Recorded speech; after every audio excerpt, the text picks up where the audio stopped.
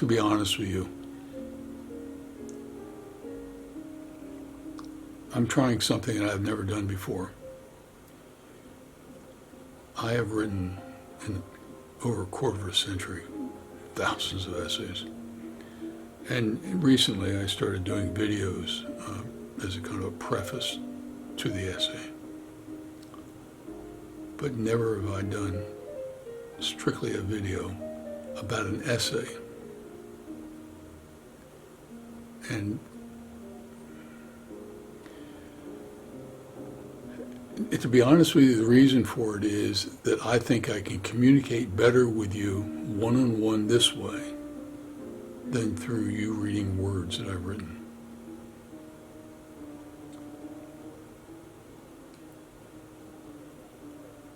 Exactly a month from today, on May 18th,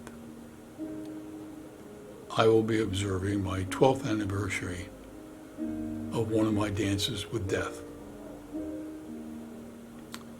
I was up on the deck in this house, painting away, fell off a ladder and cracked my head against a masonry wall. I was in the hospital, in intensive care, intermediate intensive care, and rehab hospital for 2 solid months. Only the last 10 days do I remember anything. Cracked my head open, the neurosurgeon came in, cut my skin back, took my skull, part of my skull out, put the skin back, taped that in, and let my head expand out.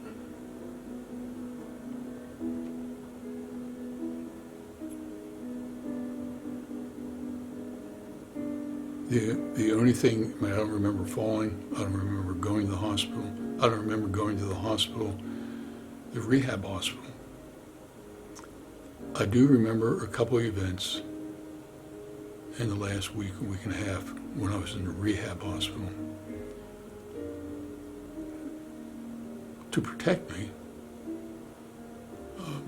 essentially what they did was to put me in a playpen and sewed it up so that I couldn't get out because I didn't have any skull up here. And they didn't want me to make matters worse. And that dance was a rather quick dance. A couple months prior to that, I had gone into University of Chicago and had a Da Vinci prostatectomy, where they came in and the doctor put a couple things inside my stomach, and then he sat up behind the computer and operated. And he got the prostate out and came back and told me that he did a good job getting it out, but that the cancer had spread beyond the prostate. And so I went back every 6 months for several years before the PSA spiked. And then went back into the hospital for every day for 2 months or 4 months to do hormone therapy and to have radiation. And that was a long dance. And I've been cancer-free for almost probably 9 years now.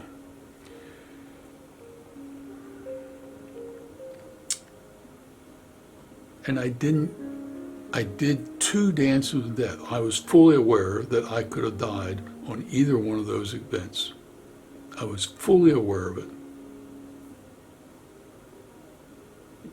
But I didn't see the change in me.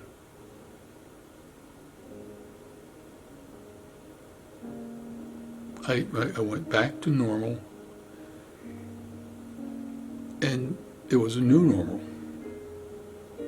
When you were out cold, I mean, you couldn't remember anything for almost 2 months, starting all over again took me about 2 months before I could really start processing things better.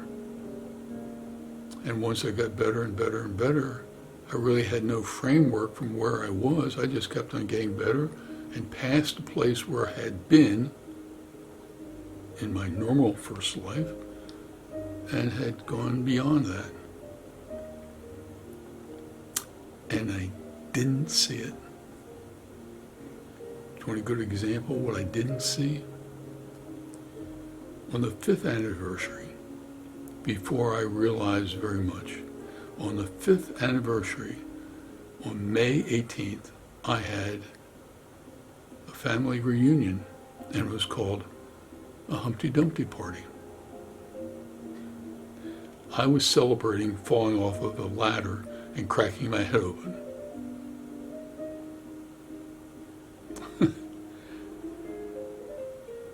Normally, a person that has a near-death experience doesn't have a celebration 5 years later, celebrating it. But things had changed for me, but I didn't, I thought that was normal. I thought that's Al Campbell. That's a little weird, but it's just me. Probably a year or so after that, I met a guy by the name of Mike Schmidt in Chicago. I'd never met him before, but we both had a mutual friend, and the mutual friend said we had to get together because both of us are involved in education, and we had a long, I was interested in getting a job in Chicago and teaching, and he was in Chicago. And so we met at a quiet little restaurant. I don't remember where it was, but it was a hole in the wall, and you go back and you had, it was completely quiet, and it was wonderful. So Mike does kind of an informal interview with me, and he says, well, Campbell, tell me about yourself. That's exactly what I would have done if I was interviewing him. And so I told him about myself for the entire dinner. He got several words in edgewise, but I don't remember which words they were. And he was, I owe a great deal to him because he was very kind of Rogerian. He didn't invade my space. He let me air out my thoughts and emotions and feelings. He was a very good Rogerian counselor. And the only time that I remember anything he said was when the waitress, waiter came by and said, what are you guys going to have for dinner or for dessert? And while I was looking at the menu, Mike said, have you ever heard of Randy Pausch in the last lecture? I said, nope. And he said, I'll send you a link to it. And I kept on talking. Thanked him very much, had a nice time. Came back home. By the time I got home, it was probably 12 o'clock, 1 o'clock. I just hit the sack and went to sleep. Next morning, I came to my office in my home, right here in front of my computer, turned everything on, and some emails were in my box, and I started to read them, and all of a sudden I came across Mike Schmidt. And there was a link to Randy Pausch's last lecture. It was 1 hour, 16 minutes, and 37 seconds or something like that. And I am telling you the honest truth. I thought, I'll watch this. Mike was a nice guy.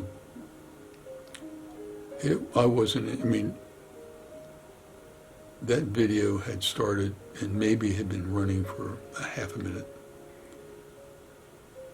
before I realized, now I get it. Randy Pausch was I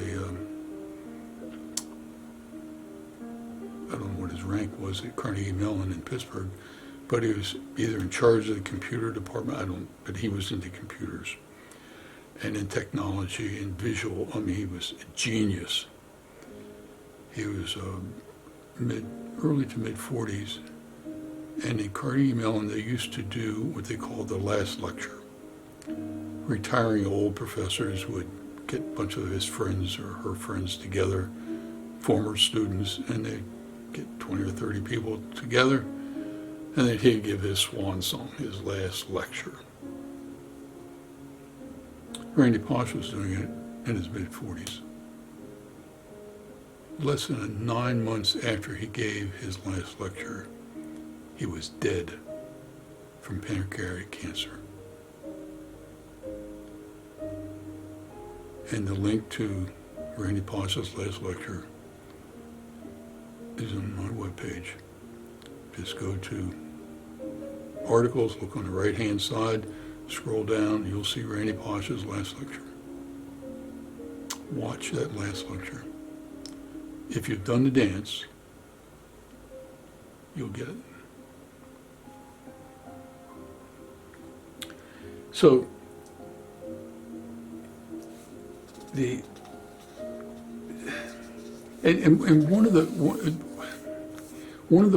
one of my difficulties when I write an article about about my Dancing with Death is that unless you've done the dance,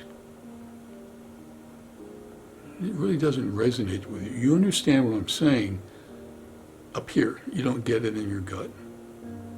And had I not done the dance, either one of those dances, and somebody else had done the dance and was telling me about it, I wouldn't have gotten it. So I'm telling you that I know where most of you are. You don't fully understand what I'm getting to. Comma. But each one of you has done the dance. And each one of you and me are still doing a dance due to the coronavirus, COVID-19. That is a dance with death.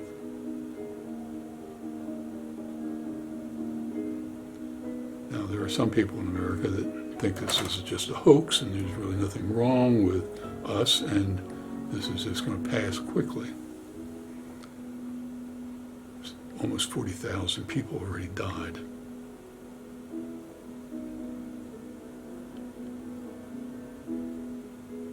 Every American has thought about what would happen if I was the one. What if I got it? That is a dance with death. And what I want you to do,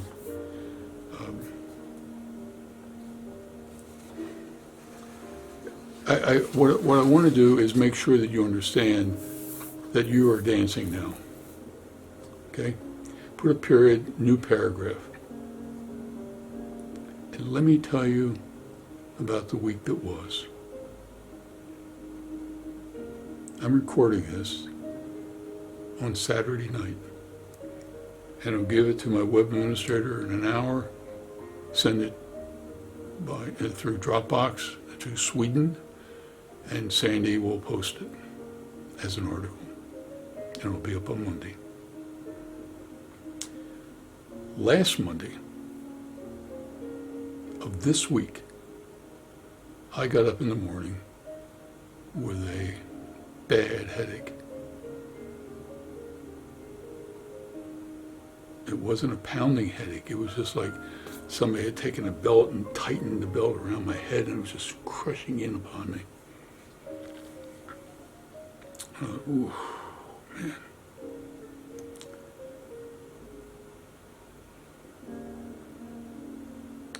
And also, and I mean, I tell you, went to get some Tylenol out of my medicine cabinet, and that kind of numbed the pain, but the pain was there all the time. And the other couple symptoms of whatever this was was not only the headache, but I felt nauseous. It was, I felt like, it wasn't that I felt like I would upchuck. And in fact, I wish I could have, because I would have thought that would have solved the problem. But I felt nauseous, and I also felt dead tired. So it was basically not a migraine headache, but a very severe headache, nauseous feeling, and also just dead tired. On Monday, the only thing I ate the entire day was some soup. I wasn't hungry at all. Went to bed that night, took some more Tylenol, zonked out. The next morning, it came back. It was there all the time.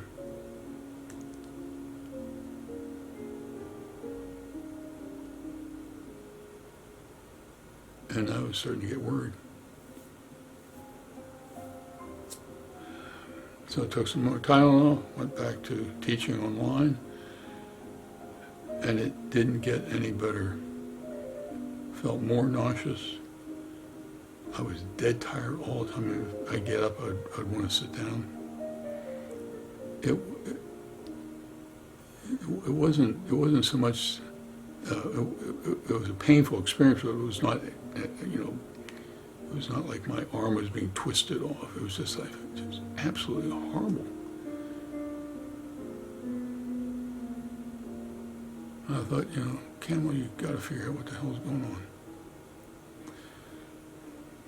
Sitting in front of the computer, all I do is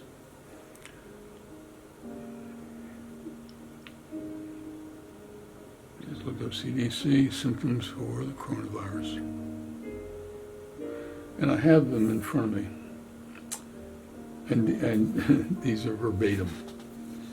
And they listed between 2 days and 14 days after you come in contact with somebody with coronavirus. These are some of the symptoms, the major symptoms that you will feel. Fever, cough, shortness of breath, or difficulty in breathing, chills, and that was the first one that was really, I did not have a fever. I took my fever.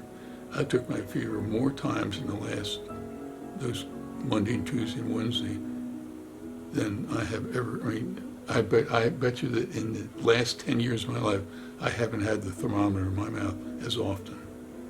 And I have never, in those several days this past week, never even one day I got up to 98.0.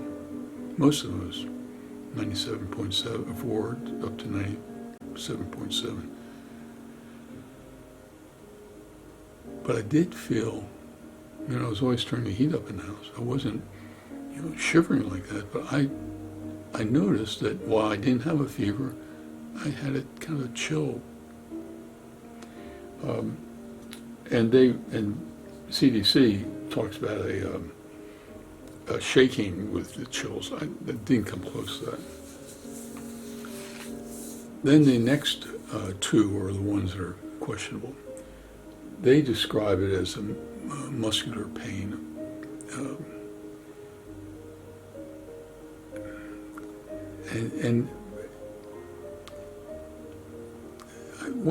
My being tired, I guess I felt drained. I used to run cross country. I know what it feels like to be drained. It wasn't so much of a pain in the muscle as much as just, I didn't want to get up. And then they mentioned a headache. And the next two were sore throat and loss of taste or smell. I have a breathing problem for years, and they did a rhinoplasty in my nose, and so I can't smell anything. So that may have been there, but I didn't feel it. And then they talked about some really critical issues, and if you have these, like 4 of them about trouble breathing and chest pains, and confusion, go to the emergency room.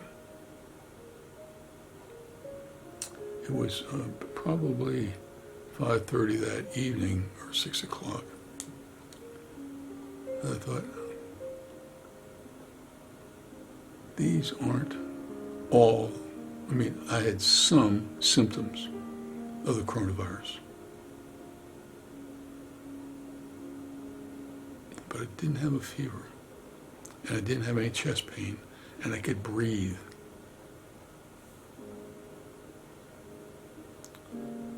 And so, since I didn't know what the hell was going on, I called my doctor, who's my internist. His name is Dr. Chen, and I called after hours and got a very nice person who was answering the phone, and she said, "How can I help you?" And I said, "I need to talk to Dr. Chen."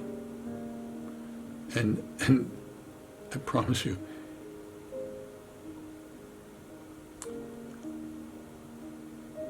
I can't think of any time I've called him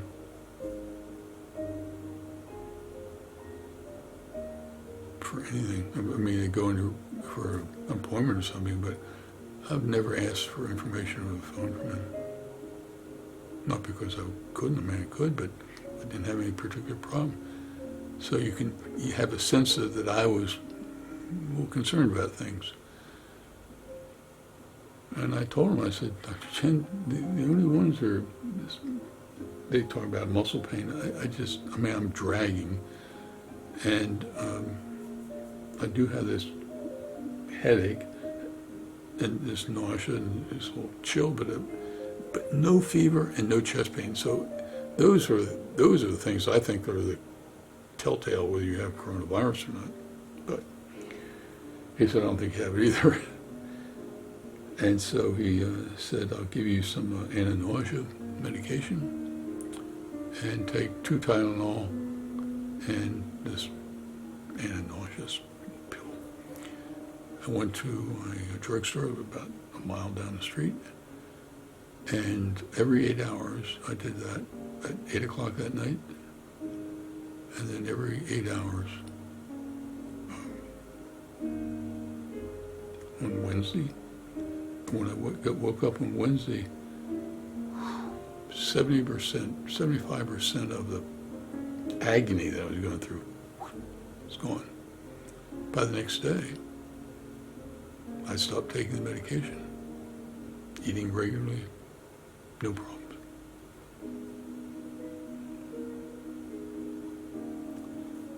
And then the issue is, what do I have? And one is that, unlike Trump, I'm not into the medical profession, and therefore I ask for medical advice when there's medical issues. And I've read, I know about asymptomatic, and people have it and don't know it. And so I said to Dr. Chen, there's,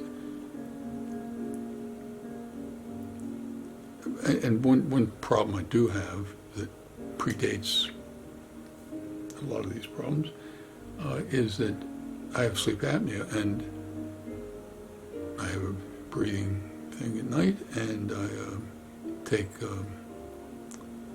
modafinil, and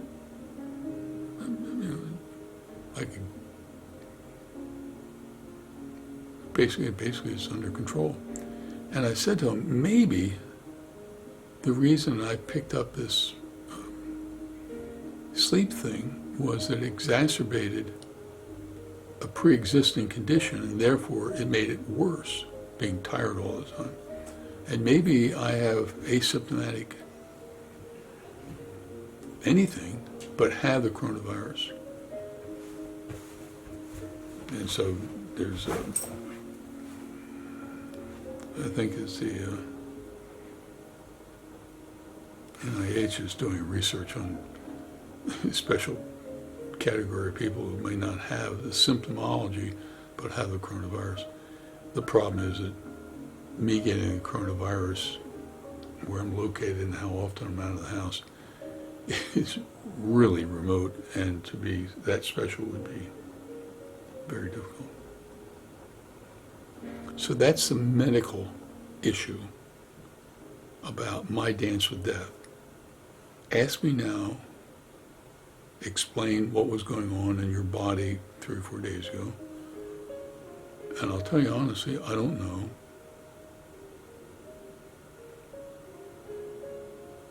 And it's not a fear. I'm not fearful of, whatever it is, I'm 99% over it, whatever it is.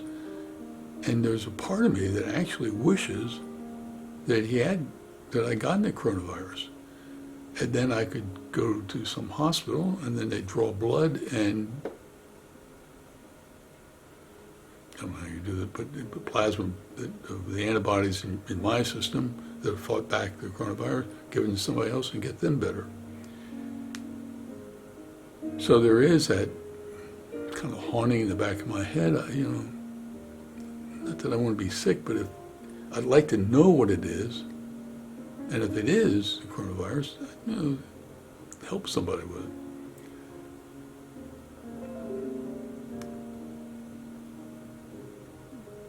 But time will tell and see what happens with me. But there aren't any tests around here locally, so I can't get any kind of test to indicate whether I had coronavirus or not. And so that's one story. That's a medical story.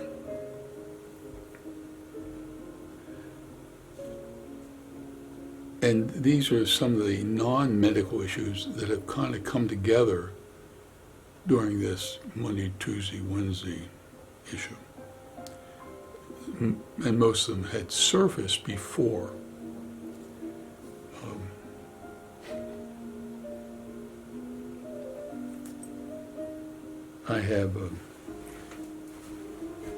I filed my taxes.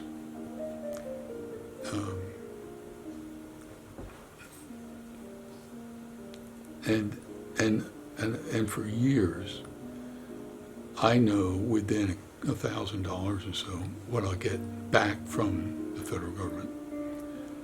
And I've often thought, one way I like getting back that money because it's kind of a savings account. I'm forced to save it. And so I talked to my CPA, and he said, you're going to get back $81 or something like that. I said, what? And I said, that can't be. You did my taxes last year. There's nothing much different, except for I should get a little bit more than what I got back last year. And he said, let me look into it. A couple hours later, he says, you're right, we made a typo, and you're getting a lot more back than $81. But that was a floating thing, and what did I do is I jumped on it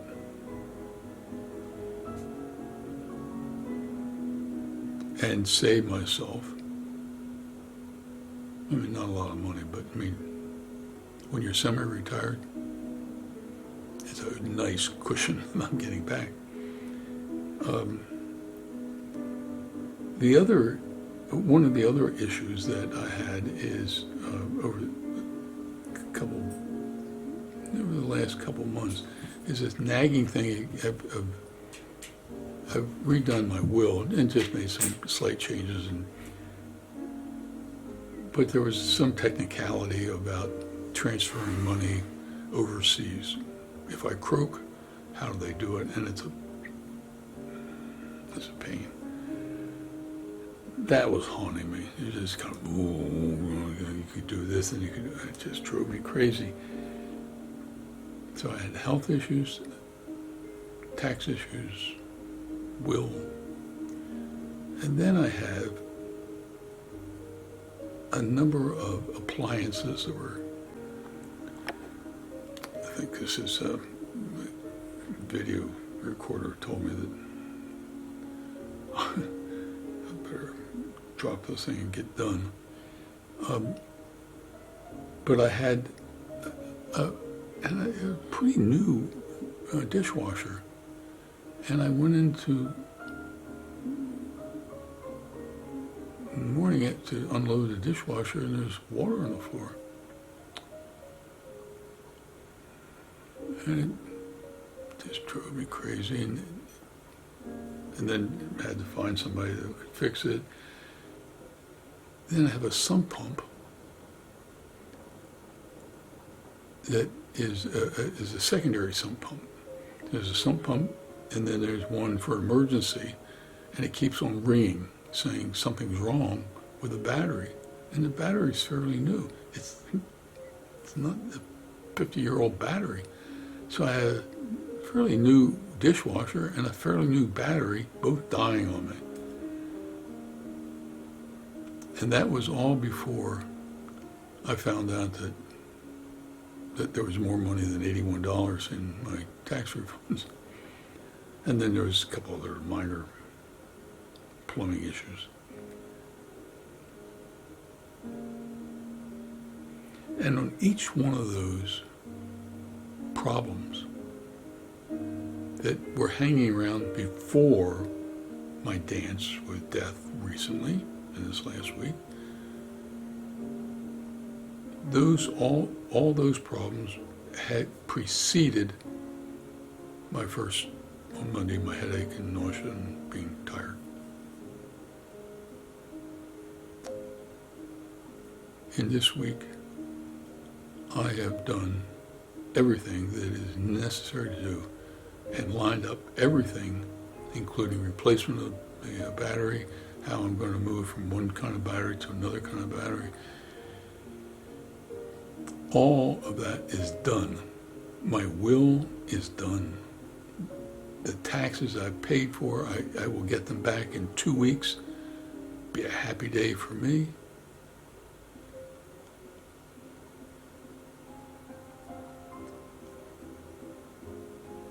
And that is, trust me, I was going through a dance of death and a load of stuff dumped on me unrelated to Dancing with Death. It wasn't, I'm not here to complain, but it wasn't a pleasant experience, but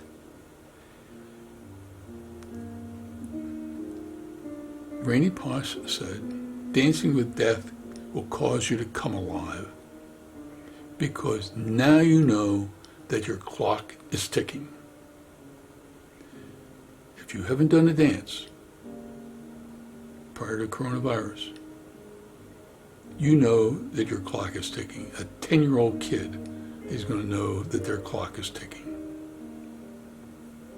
Up here. You can't know it in your gut. And I'm telling you that I wouldn't have known it until I did the dance.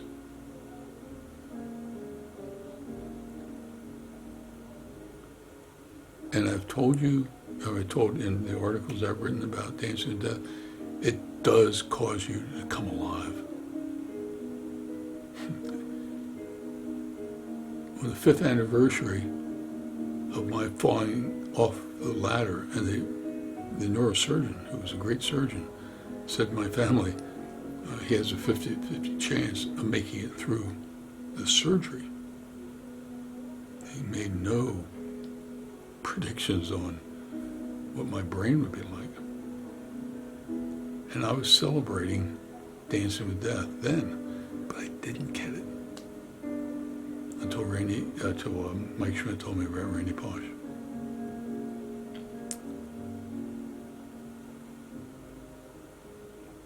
This is where you come in. Everybody in America is wondering about dancing with the coronavirus. No, most everybody, there's some idiots out.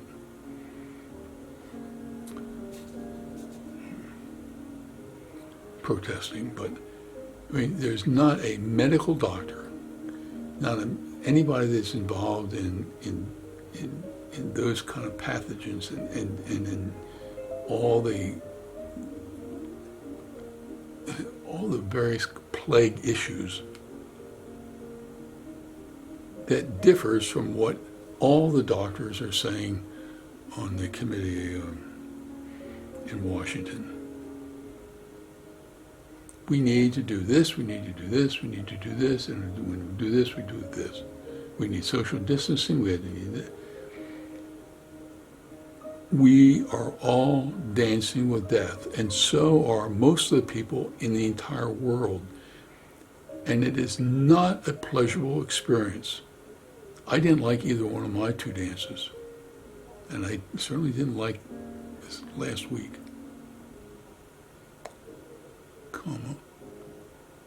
But once you know you're doing the dance,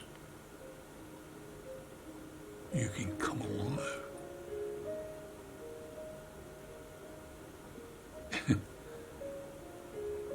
And so from now on, when I'm writing about Dancing with Death, there are 3 dances.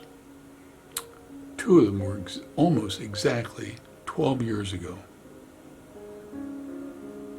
12 years ago in a month, to the day, when I fell off of a ladder. Those 2 dances and this dance, I would not want to go through again. But there are 3 things in my life that I would not delete from my life.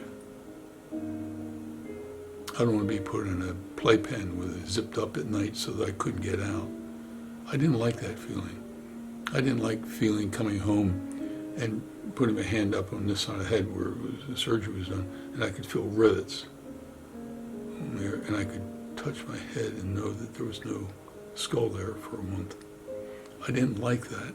I didn't like the feeling of trying to walk. I didn't like to walk out of my house and know that I had to exercise. And I walked out of my house and down the driveway, which was every bit of 25 feet, and I was dead tired. I came back home. That is not pleasurable.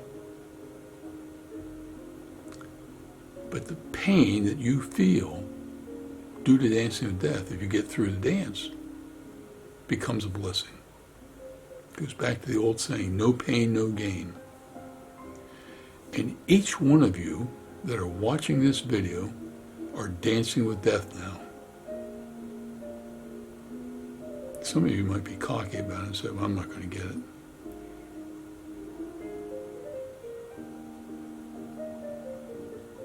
Wait till you have a cough or a fever or chest pain or something.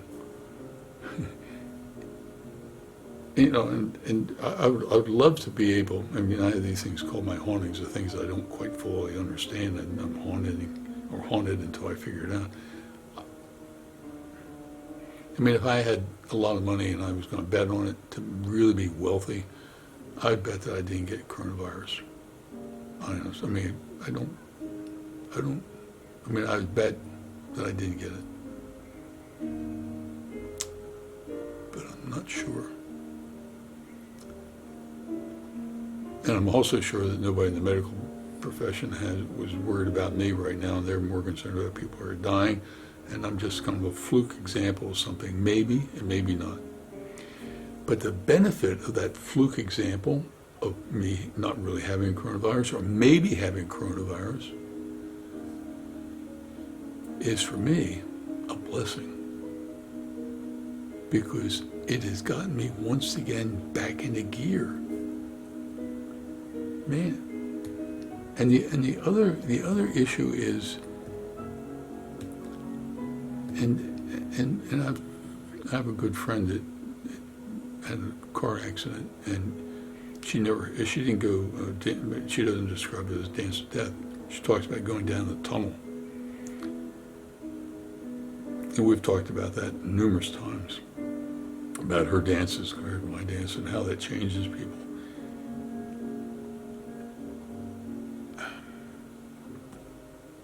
I mean, I've never been, moping around person. Most of the time, I'm like, if normal is 50%, I'm at 70% happy. Sometimes things don't work out right, but I'm not really depressed a lot. But those two first dances and this most recent dance, or quasi-dance, I'm different. I am happy. I'm happy that I have some more time. And so this, what I'm giving you is I'm letting you see who I am. And I'm not trying to play Randy Posh. But I benefited from watching that video.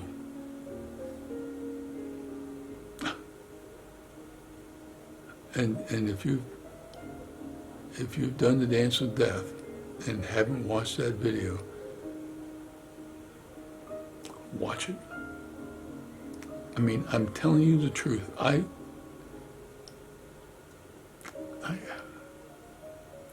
It couldn't have been more than 30 seconds before I thought, oh, we're gonna watch this. And if I was floating around at 70% happy, and I've never been lazy, I've never been goofing off. I mean,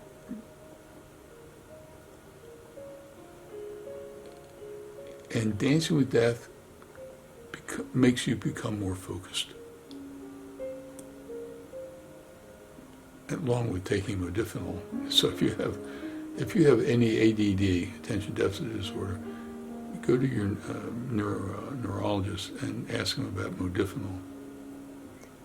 But modafinil and the 3 dances now with death have benefited me a great deal. So I could tell you a million more stories, but I'm going to cut this short because the video is going to drive or go out. So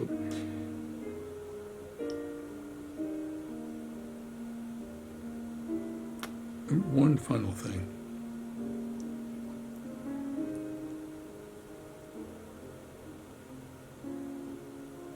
Someday, you and me, someday, we'll have our last dance.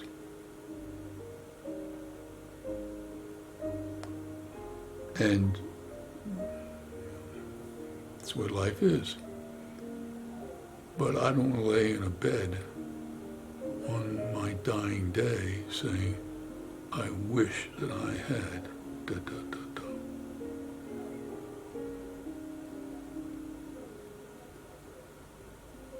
Each of us has a number of years that we are here on this planet Earth.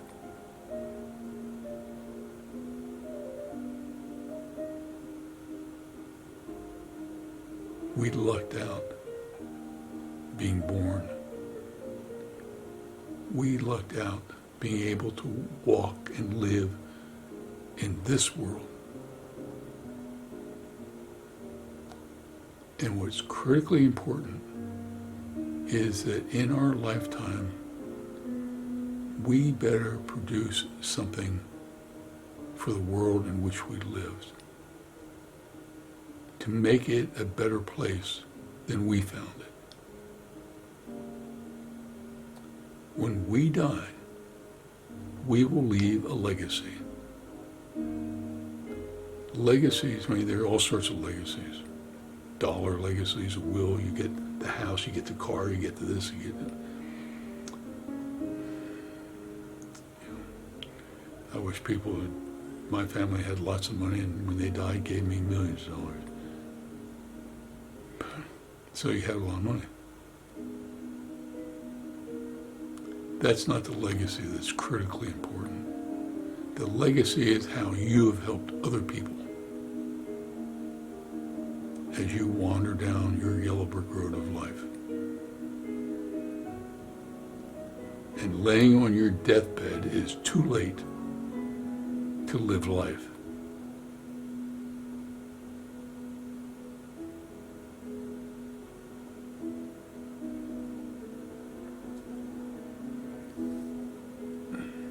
this was the last thing. That was next to the last thing. The last thing I'm going to say is,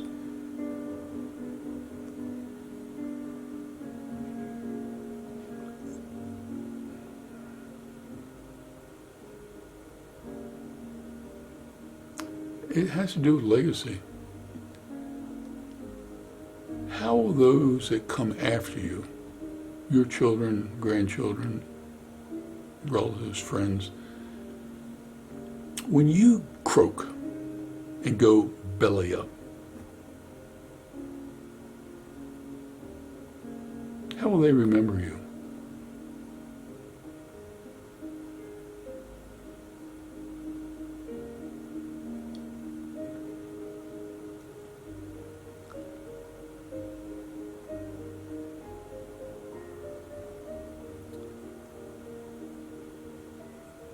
I could go on forever about this, but I think I've used up most of the time. So I appreciate your time letting me ramble.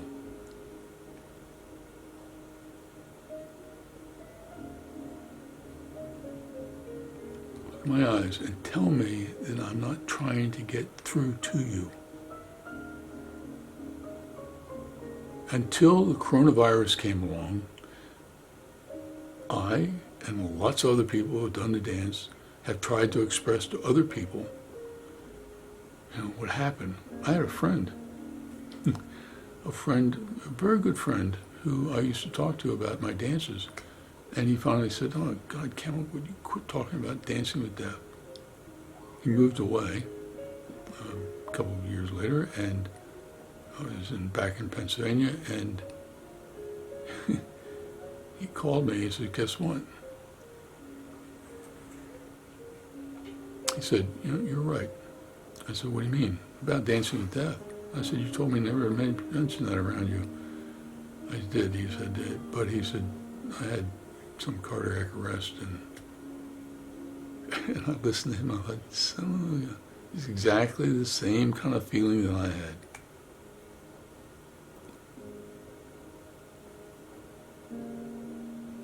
Carpe diem. Seize the day. Everyone in this world is dancing. Some will die, but the rest of us will survive, with or without the coronavirus. You're writing your legacy from this time on, and how the world will remember you.